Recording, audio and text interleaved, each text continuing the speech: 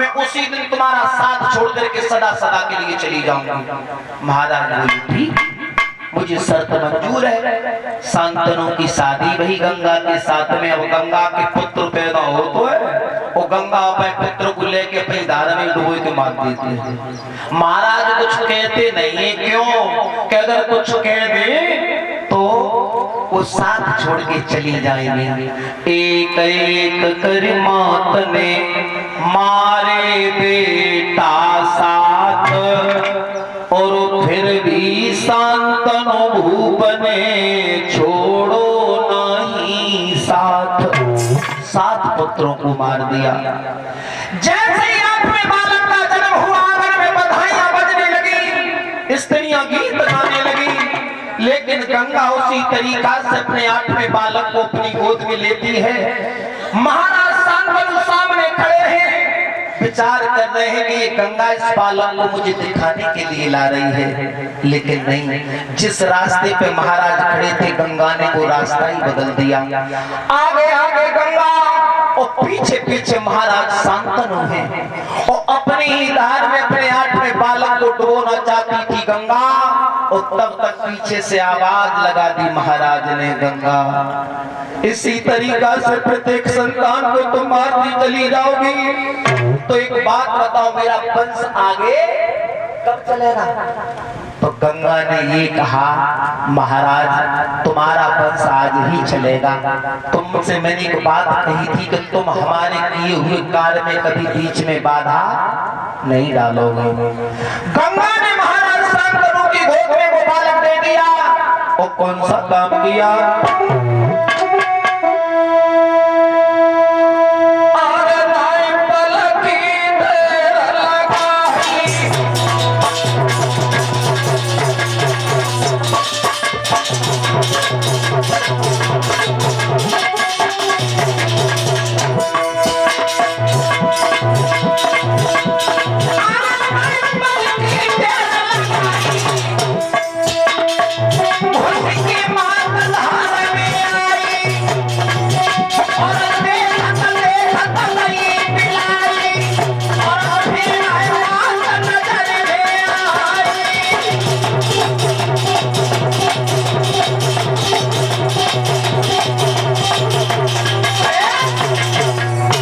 गंगा अपनी ही धार में विलीन हो गई है। महाराज शांतनु खड़े के खड़े रह गए, अपने उस बालक को गोद में उठाया।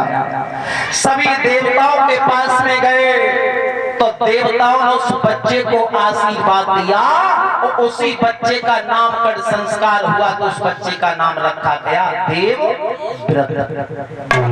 8वें बालक का नाम देवव्रत। धीरे धीरे धीरे धीरे समय व्यतीत होता चला गया, और महाराज शांतनु ने बचपन में जब देवव्रत छोटे ना तब ये कही कि देखो मेरे बाद में, मेरे मरने के बाद में हस्तिनापुर का युवराज होगा तो गंगा का 8वां बालक होगा। महाराज ने ऐलान कर दिया कि युवराज बनेगा तो गंगा का 8वां बालक बनेगा। धीरे धीरे जब देवव्रत बड़े होने लगे तो एक दिन की बात, महाराज शांतनु गए थे शिकार खेलने के नदी के किनारे पर, और क्या देखा वहां पे कि एक बड़ी सुंदर लड़की है, एक नाव है, और उस नदी में वो नाव चलाने का काम कर रही है। और जैसे ही महाराज शांतनु ने देखा, टकटकी लगा करके देखते रहे, और मन ही मन में एक विचार आया कि यदि ये लड़की मेरे साथ में शादी कर ले तो मेरा जीवन ही स्वर्ग बन जाएगा। महाराज पे रुका नहीं गया, आगे बढ़े, जवाब दिया, देवी मैं हस्तिनापुर का राजा शांतनु हूँ, मैं तुम्हारे साथ में शादी करना चाहता हूँ, बोलो तुम्हारी क्या इच्छा है? उस लड़की ने जवाब दिया, सुनो महाराज शांतनु, या तुम मेरे साथ में शादी करना चाहते हो तो मेरा भी परिचय सुन लो। मैं भी निषाद की बेटी हूँ, मेरा नाम सत्यवती है, और मैं इस नदी पे नाव चलाने का काम करती हूँ। और शादी वाली बात है तो शादी करने के लिए तुम तैयार हो तो शादी करने के लिए तैयार हम, लेकिन हमारे पिताजी शादी करने के लिए तैयार है। अब शादी के चक्कर में सत्यवती के पिता निषाद राज के जोरों पहुंचे महाराज शांतनु। हाथ जोड़ के जवाब दिया, मैं हस्तिनापुर का राजा शांतनु हूँ, मैं आपकी बेटी सत्यवती के साथ में शादी करना चाहता हूँ, बोलो तुम्हारी क्या इच्छा है।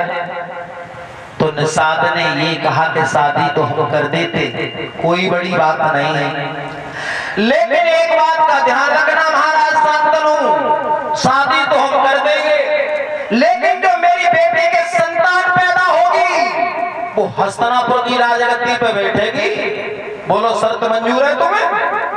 अब शांतनु महाराज कह रहे हैं कि हस्तिनापुर की राजगद्दी पे तो गंगा को 8वां बालक बैठेगा, मैंने तो पहले ही वचन दे दिया है, ये तुम्हारी शर्त मुझे मंजूर नहीं है। निषाद राज ने जवाब दिया, ये तुम्हें हमारी शर्त मंजूर नहीं है तो लौट के चले जाओ, हमें तुम्हारा ये रिश्ता मंजूर नहीं। लौट के आए हैं।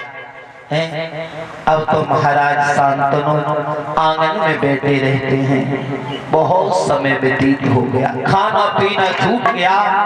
अब देखो खाना खाते भी हैं तो थाली में सत्यवती, पानी पीते हैं तो जल के लोटा में सत्यवती नजर आती हैं। रात में लेट जाते हैं, नींद नहीं आती, महाराज को दीवार पे नजर जाती है तो दीवार पे सत्यवती का ही चेहरा नजर आता है। बहुत समय व्यतीत हो गया। एक दिन की बात, गंगा के 8वें बालक ने मंत्री से पूछा है कि आखिर हमारे पिताजी जब बंद कमरों में क्या करते रहते हैं, न घर बार की चिंता न अपने शरीर की चिंता, आखिर हो क्या गया है हमारे पिताजी को। तो मंत्री ने जब कह दे कि ऐसा करो लला, तुम जाके पूछना लो अपने पिताजी को क्या बात है। तो अब गंगा का 8वां बालक अपने पिता के पास में गया, जवाब दिया, पिताजी कोई बीमारी है तो इलाज करवाओ, कोई चिंता है तो हमें बताओ, आखिर इस तरीका से कैसे समय कटेगा। तो अब देखो महाराज शांतनु जी कैसे कह दे लला हम शादी करो वो चाहता है। अब महाराज शांतनु बात बदल के वो का कह रहे गंगा के 8वें बालक ने, लला मुझे दुख एक बात को है, क्या। तो बोले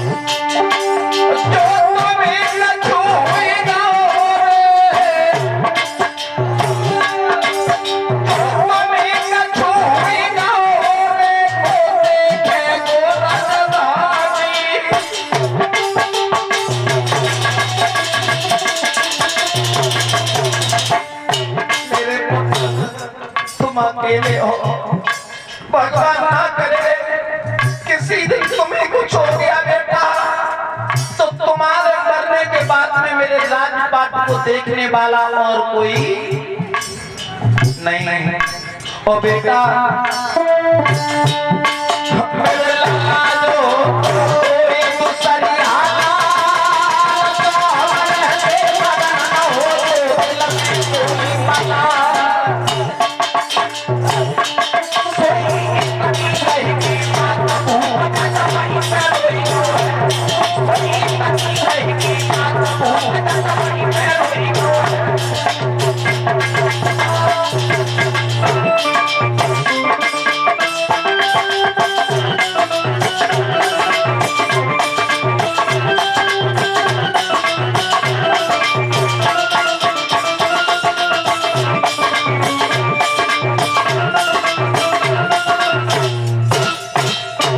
जवाब दिया, बेटा अगर कोई दूसरा बालक होता तो मुझे कोई चिंता नहीं होती। जैसे ये लगा के पिताजी थे तो मंत्री ने साफ साफ कह दी बाबा जी कहा कि अरे तुम्हारे पिताजी दूसरी शादी करना चाहते, लेकिन तुम बस शादी में बीच में दीवार बन गए हो, दीवार।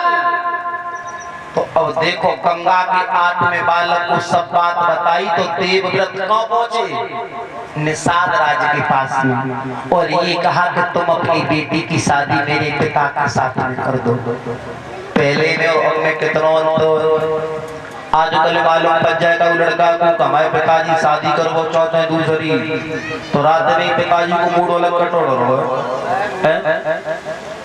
लेकिन गंगा का 8वां बालक निषाद राज के पास में पहुंचे, जवाब दिया तुम अपनी बेटी की शादी मेरे पिता के साथ में कर दो।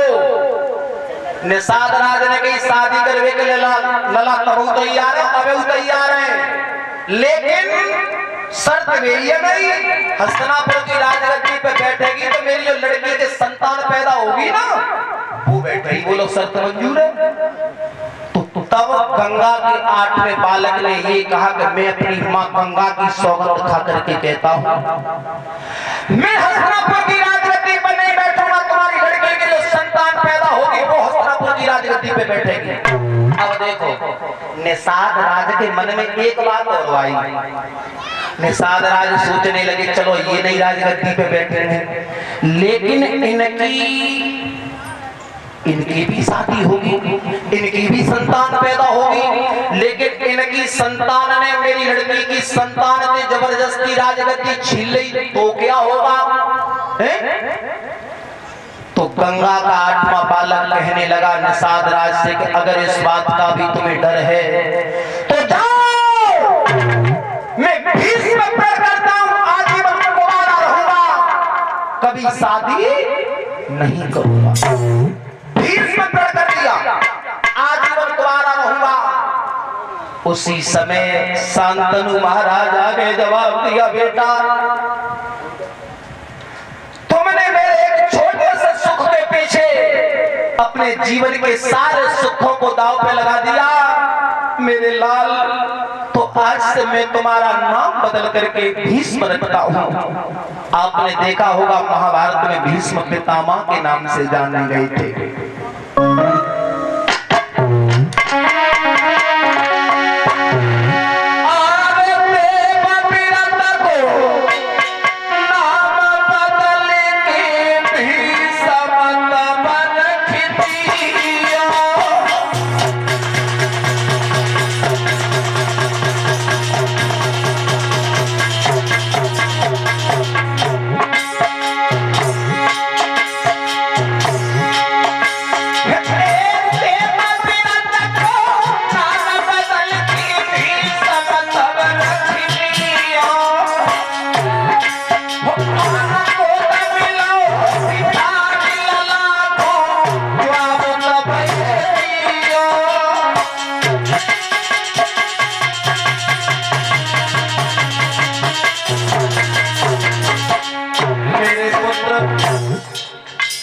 इतनी बड़ी प्रतिज्ञा की मैं आज से तुम्हारा नाम भीष्म रखता हूँ, और मेरे लाल मैं तुम्हें एक वरदान देना चाहता हूँ।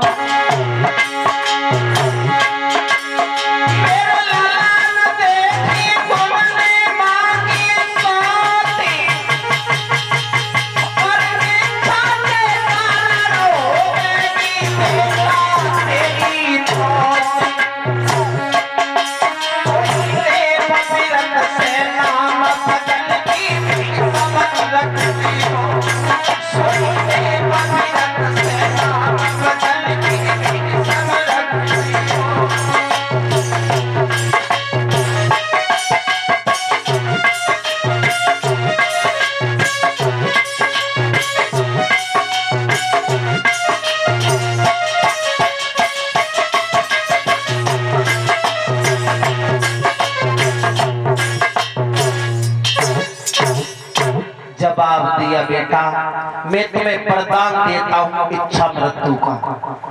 भीष्म पितामह को जो वरदान मिला हुआ था इच्छा मृत्यु का वो उन्हीं के पिता शांतनु ने दिया था। सत्यवती के साथ में शादी हुई और शादी हुए के बाद सत्यवती के 2 पुत्र पैदा हुए थे, चित्रांगद और विचित्र भी। चित्रांगद को तो गंधर्वों ने घेर करके जंगल में मार दिया था। और एक बात का ध्यान रखना, महाराज शांतनु शांतनु की मृत्यु हो चुकी थी और सत्यवती मैया विधवा हो गई थी। अब हस्तिनापुर के राजा बने थे विचित्रवीर, लेकिन जो सत्यवती मैया विधवा है गई ना, वह विधवा सौतेली माँ को भीषम रोजाना एकांत बंद कमरों में बैठ के रामायण सुनाते, रामायण है। लेकिन विचित्रवीर की दो पत्नियां थीं, अंबिका और अम्बालिका। ये काशी के राजा थे, काशराज महाराज। उनकी तीन बेटियां थी, तीन, अम्बा, अंबिका और अम्बालिका। लेकिन जो अम्बा नाम की लड़की थी, भीषम पितामह जबरदस्ती अपने बाहुबल से तीनों लड़कियों को उठा लाए थे। और अम्बा नाम की लड़की ने जी कही कि मैं तो सालिम को अपना पति मान लिया है और मैं तो सालिम के साथ नहीं शादी करती। तो भीषम पितामह ने जी कह दी तो तू जा। अम्बा नाम की लड़की को छोड़ दिया। दोनों अंबिका और अम्बालिका की शादी विचित्रवीर के साथ हो गई। लेकिन धीरे धीरे समय व्यतीत होता चला गया और जो रोजाना भीषम बंद कमरों में मैया को रामायण सुनाते हैं ना, वो रामायण सुनाता एक दिन दोनों बहुमन ने देखी, आखिर हमारे जेठ भीषम और हमारी मैया सासू के सत्यवती बंद कमरों में दोनों का करता। बुद्धि पलट गई, बुद्धि खराब हो गई।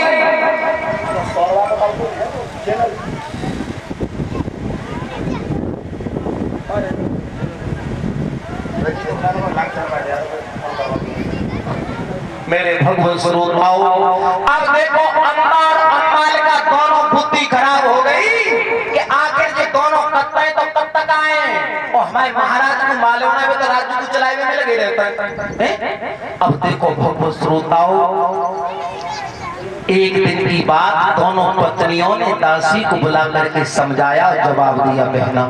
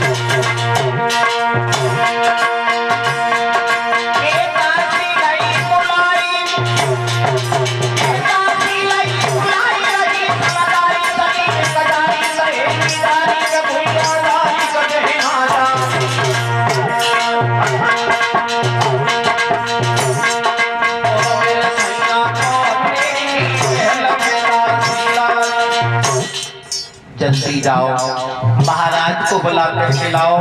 अब जो दासी थी,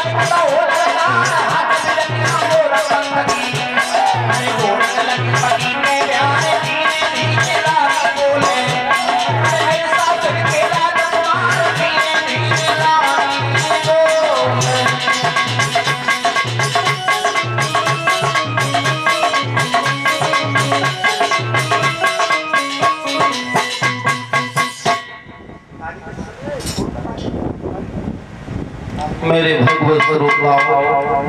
अब देखो महाराज शांतनु को दोनों पत्नियों ने बुला लिया।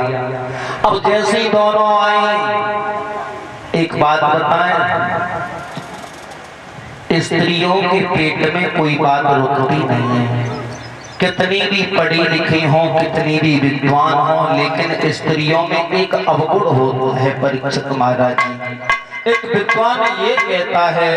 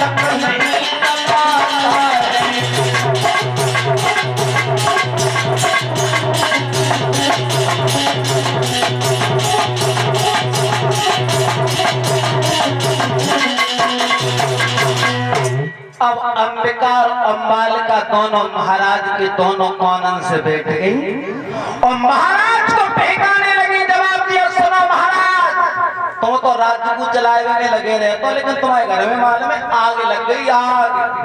बोले आग क्यों, क्या हो गया? जवाब दिया, सुनो तुम्हारे ये सौतेले भैया है ना भीषम, बोले आहा, और तुम्हारी मैया सत्यवती एक दिन आना है महाराज, बहुत दिन है देखा दोनों रहते हैं पूरी पूरी रात जब बंद कमरा में, वो पता नहीं का बोलो नहीं बोलो सब रात होती है वहां में। और महाराज तुम्हें पता नहीं है, एक दिना की होती तो कछु ना है, अब तो रोज की बात है, वो कब तक चलेगी जी बात है। और दोनों पत्नियां महाराज को बहका रही है, क्या कह रही है महाराज, और हमें तो क्या मालूम पड़ रही है।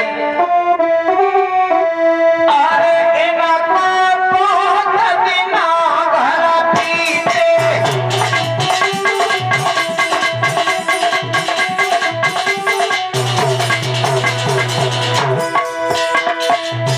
अरे इनका बहुत दिना घर पीछे, और साधन हुई है मन के चीते।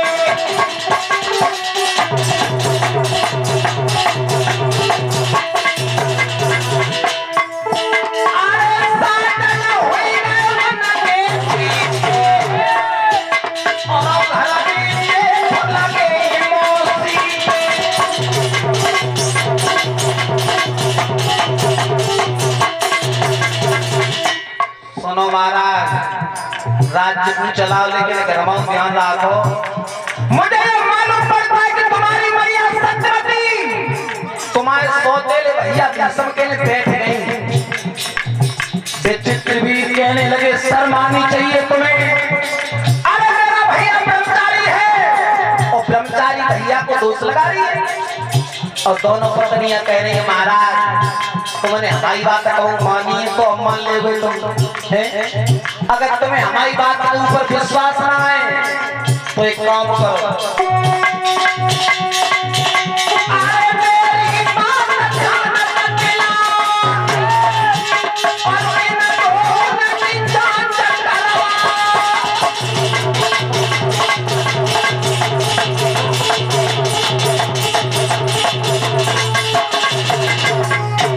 जवाब दिया महाराज ऐसा करो, इन दोनों के बीच में रिश्ता क्या है, जाके जांच करवाओ, जांच।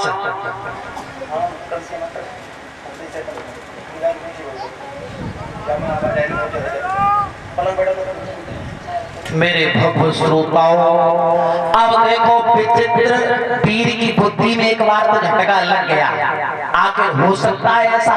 चलो मैं जांच कैसे बने कराऊंगा, मैं खुद देखूंगा कि मेरी मैया में भैया के बीच में रिश्ता है।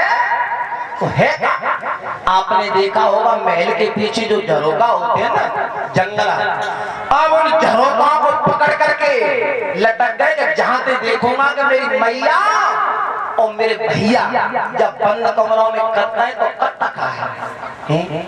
और लेकिन भीष्म पितामह का तो रोजाना का ही काम था, वो अपनी माँ को रामायण सुनाते। रामायण भीष्म पितामह रामायण सुनाना, सत्यवती मैया पलंग पे बैठी बैठी सुन रही है और सुनते नहीं मैया लेट गई पलंग पे और एक पैर सत्यवती का नीचे लटका रह गया जमीन पे। वो मैया को नींद आ गई सत्यवती की। और जैसे नींद आई भीष्म ने देखी कि अरे हम तो रामायण पढ़ रहे, मैया तो सोई गई। और पाई समय कौन सा काम किया भीष्म पितामह ने?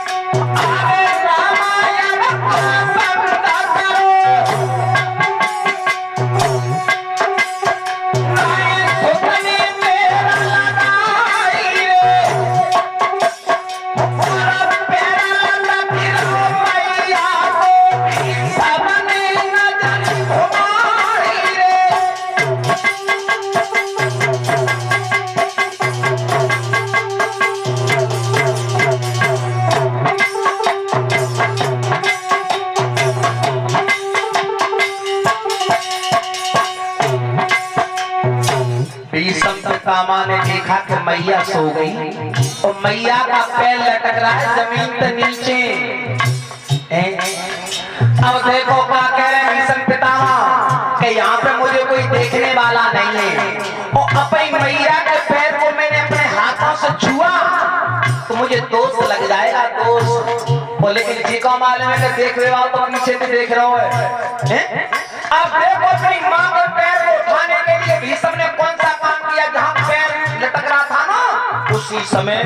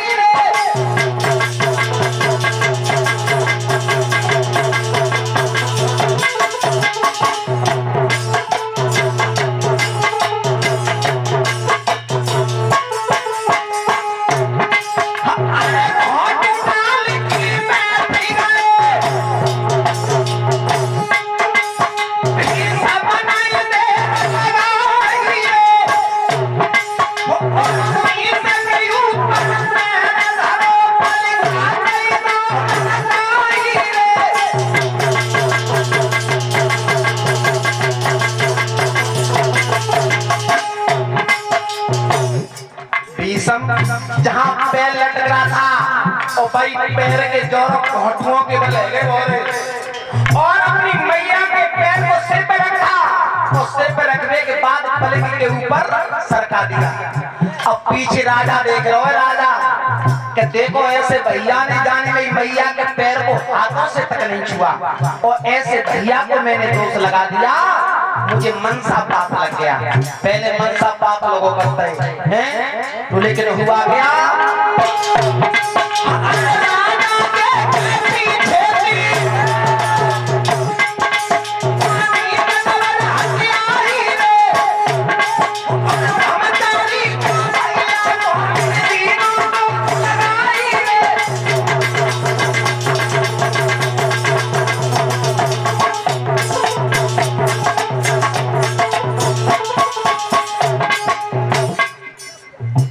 जैसे ही सोचा मैंने भैया को दोष लगा दिया, नबज कोनी पे बोल गई, पकड़ पकड़े थे तो छूट गई, जमीन पे गिर गई। हाथ पहुंच गए कहाँ? अपने घुसती है ना शरीर में तो नींद तो 100 कोसों दूर भाग जाते हैं। सारी रात हो गई, विचित्र वीर को नींद नहीं आई। सारी रात नींद नहीं आई और हो गई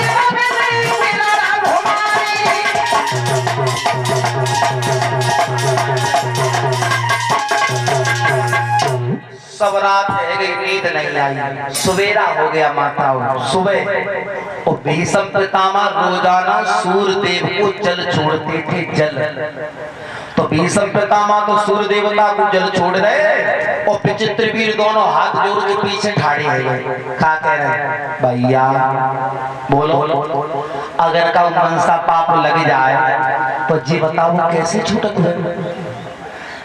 भीष्म पितामह को ये बात नहीं मालूम थी कि मनसा पाप जाए लगो है और जी कहने कैसे होगा मनसा पाप लग जाए तो जंगल में जाए और जंगल में बरगद की खोल देखेगा भाई शरीर को नीचे तो उल्टो करके तपाए ले तो वहां को मनसा पाप छूट जाता है। और जैसे ही विचित्र वीर ने अपने शरीर को तपाया, क्षय का रोग हो गया जिसे आजकल टीबी कहते हैं। वो विचित्र वीर की मौत है गई, विचित्र वीर भी मर गई। अंबिकार अम्माल का दोनों विधवा हो गई लेकिन संतान किसी पर नहीं थी। वंश विराम हो गया और जब वंश विराम हो तो व्यासी तो सब तो ज्यादा चिंता करने होते घर के बड़े बूढ़े मुखिया हैं वो बड़ी बूढ़ी सब तो कोई सत्यवती मैया है। अब देखो सत्यवती मैया को चिंता है के कैसे हो ये दोए बहुएं दोए नबे में तुमने कहा एक ही को लड़का पैदा है जाता तो मेरे वंश को नाम आगे चल जाता है। अब देखो सत्यवती मैया गई भीष्म पितामह के दौरान और भीष्म पितामह के पास में जाके कही लला ऐसा करो मेरा वंश विराम होने के लिए जा रहा है, तुम दोनों मेरी बहुओं के साथ में पान ग्रहण करो तो इनके संतान पैदा हो जाए। भीष्म पितामह कह रहे अरे भैया मैंने तो रोजाना रामायण सुनाई लेकिन तेरी एक बात समझ में नहीं आ रही। दोबारा भीष्म समझाने लगे मैया सुन मैं तुझे किष्किंधा कांड की बात बता रहा हूं। जिस समय मर्यादा पुरुषोत्तम श्री राम से सावधानी लक्ष्मण आगे चले सीता की खोज करने के लिए किष्किंधा पे पहुंचे और तब पाली से मित्रता हुई और पाली के कहने से वो सुग्रीव से मित्रता हुई और पाली ने भगवान ने छुप करके बाण मारा था और तब पाली घायल अवस्था में पड़ा भगवान की तरफ बार बार देख रहा है और भीष्म समझा रहे भैया दोबारा रामायण सुनानी पड़ रही है सुन ले। चित्तक चित्तय चरण चित दीना और माना जन्म सफल प्रभु बार बार चरणों में अपना मन लगाया और ये कहा कि प्रभु तुमने मेरे जीवन को धन्य कर दिया। लेकिन हृदय प्रीति मुख वचन कठोरा और बोला चितय राम की ओरा। भगवान के लिए हृदय में तो प्यार है लेकिन मुंह से कड़वे शब्द कह रहा है। कड़वे काकई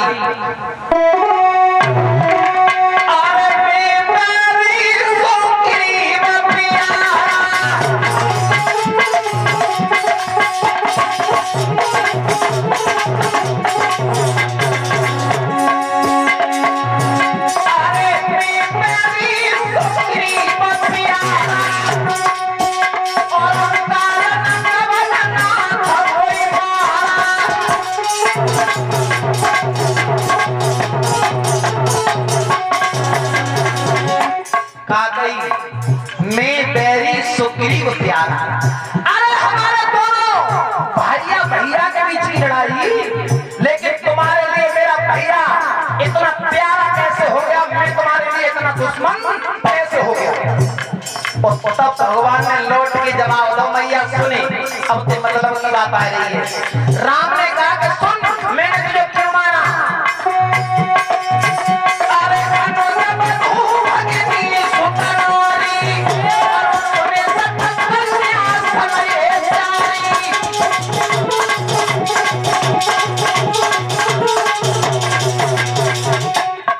अनुजवधु छोटे भाई की पत्नी, अनुजवधु भगिनी, बहन, सुतनारी और पुत्र की पत्नी, ये चारों कन्या के समान होती है।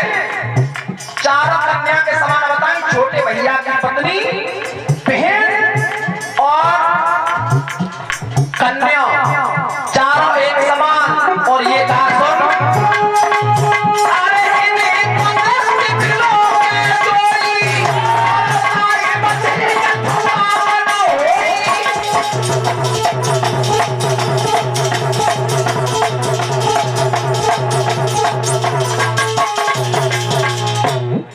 इन चारों को कुदृष्टि कहते हैं, गलत दृष्टि। इन चारों को अगर कोई गलत दृष्टि से देखता है माता बहनों, तो उसे मार देने में कोई पाप नहीं है। जी बात राम ने कही, ओ मैया भीषम कह रहे हैं कि छोटे भैया की बहू है, अगर मैं इनके साथ में पान ग्रहण करता हूँ तो ये कन्या के समान है, बिल्कुल नहीं। और मैंने दूसरी बात मैंने प्रतिज्ञा करी है, मैं अपनी प्रतिज्ञा भी तोड़ देता, लेकिन मैया ऐसा नहीं हो सकता। द्वारा वेद व्यास को याद किया। ये वेद व्यास भी सत्यवती के ही पुत्र थे जो कुंवारी में पैदा हुए थे।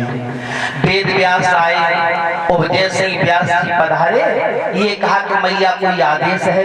बोले हाँ बेटा, मेरी दोनों पुत्र बहुएं विधवा हो गई हैं, अब तुम ऐसा करो, इनके साथ में पान ग्रहण करो तो इनके संतान पैदा हो जाए, संतान।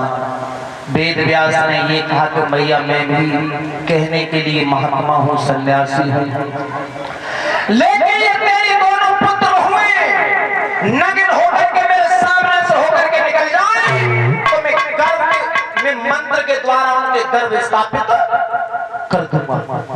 और क्या कहा कि मैं मंत्र के द्वारा गर्भ स्थापित कर दूंगा। अब देखो सत्यवती कह रही है, उलला चाहे कछु करो और कैसे संतान पैदा हो जाए। अब देखो दोनों बहुएं नग्न है के जा रही है, कहाँ? वेद व्यास के पास में। कैसे?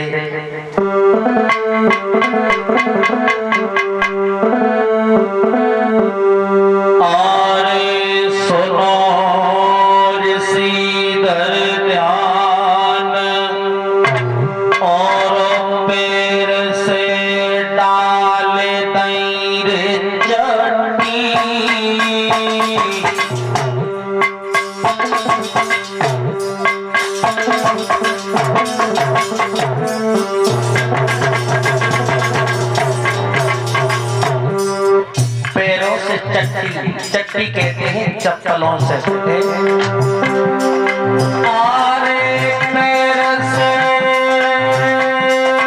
डाल गई रे चट्टी,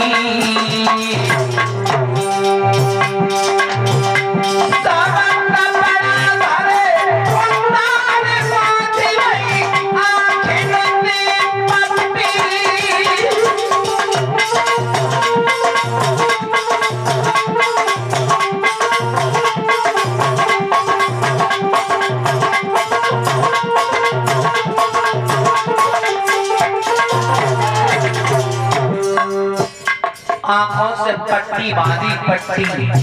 और पट्टी क्यों बांधी? कि अगर मुझे कुछ दिखाई नहीं देता तो मानो सारा संसार अंधेरे में, अंधेरे में है। आरे पैर जाने आगे धरतियों, आरे पैर जाने आगे धरतियों,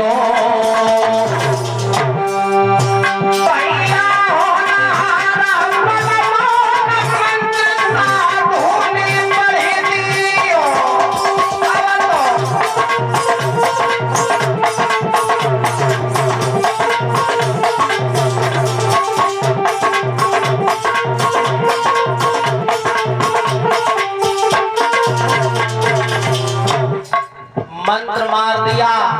तब वेद व्यास ने कही, ओ मैया जी को गई जवाब लला जी बड़ी बहू।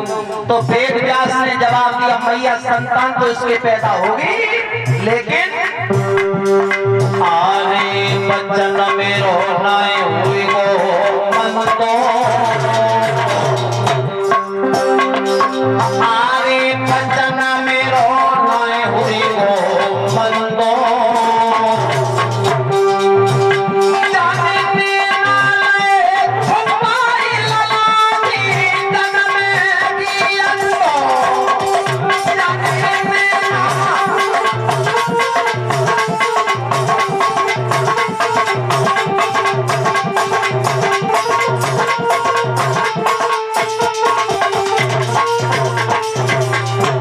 जवाब दिया संतान तो पैदा हो गई मैया जाके, लेकिन इसने अपनी आंखों से पट्टी बांध करके रखी तो वो बच्चा नेत्रहीन होगा, नेत्रहीन। सत्यवती मैया माथे में हाथ मार के रह गई। परमात्मा ने लड़का को तो कोई ब्याह नहीं करे वो पाके बाद में चली दूसरी रानी बाने विचार करो कि जी तो इनका पट्टी बांध के चली गई, वो हम क्या करें। तो वो अपने रूप को छुपाने के लिए उसने कौन सा काम किया।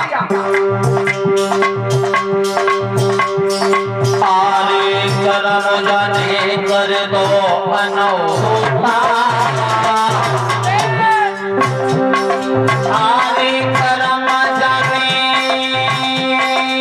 कर लो अनहोता।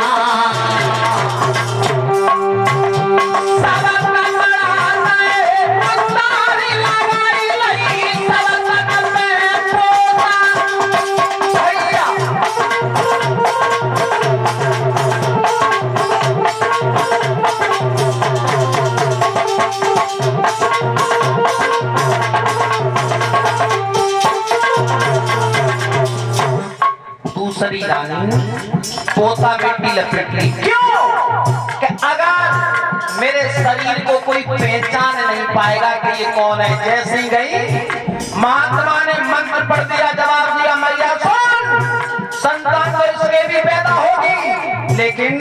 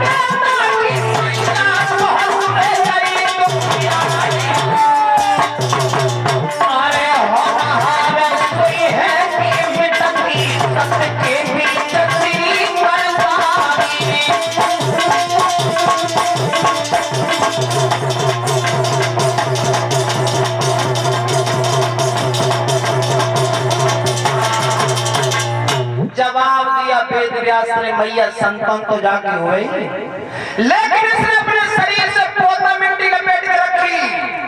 बच्चा होगा पीले रंग का और वो पांड रोग से ग्रस्त होगा। ग्रस्त एक दासी चली शिल्पा नाम की, बाने गई सत्यवती थी मैया ये दोनों बहुएं कहां जा रही हैं। जवाब दो का बताऊं, दासी ने भी कोई संतान ना आए कि महात्मा के सामने जा रही है, संतान के लिए।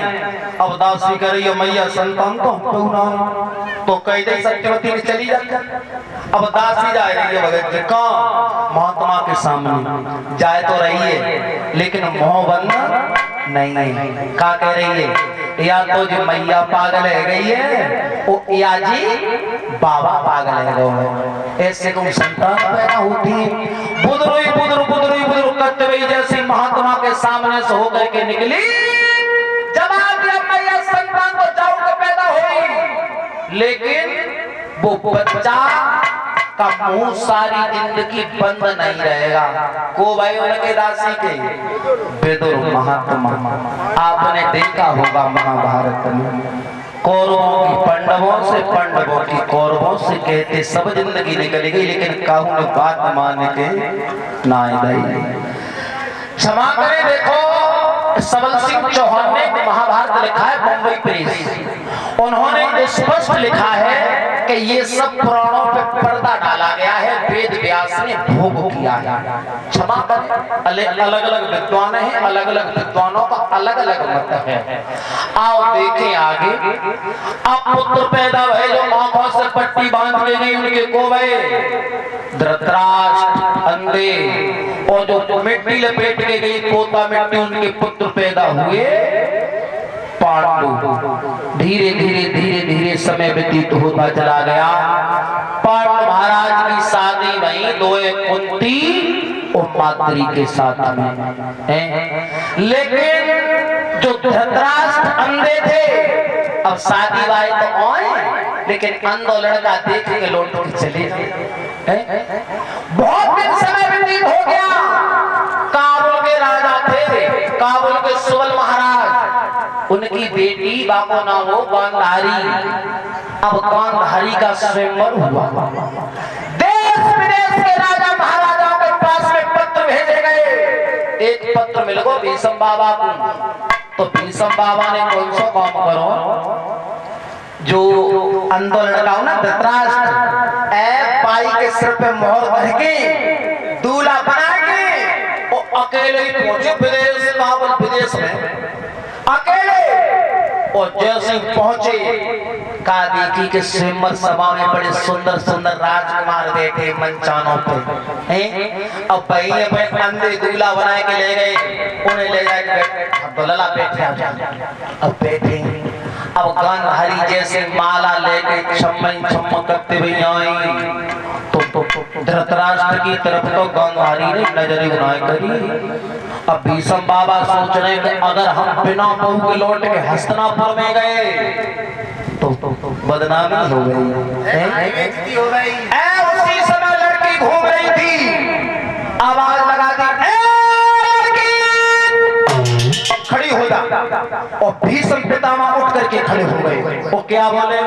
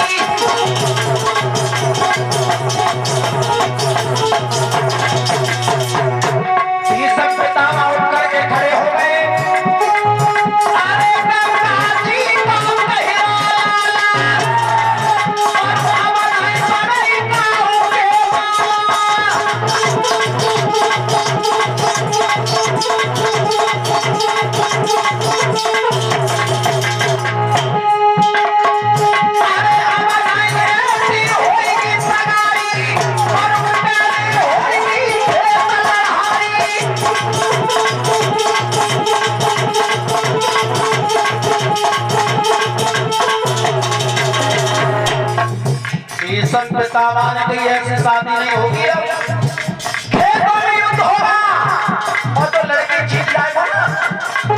अरे तो कोई जीत सवारा नहीं जाएगा।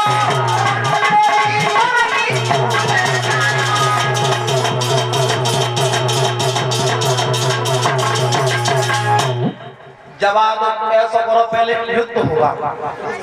कौन था ब्रह्मचारी का सामना करने वाला, भगवत सुनताओ। ब्रह्मचारी के सामने बस सबकी गर्दन नीचे हो गई और जबरदस्ती, और भीष्म पितामह ने गांधारी की बाह पकड़ के रथ में रखी। किसी को ऐतराज हो तो आकर के भीष्म का सामना करे।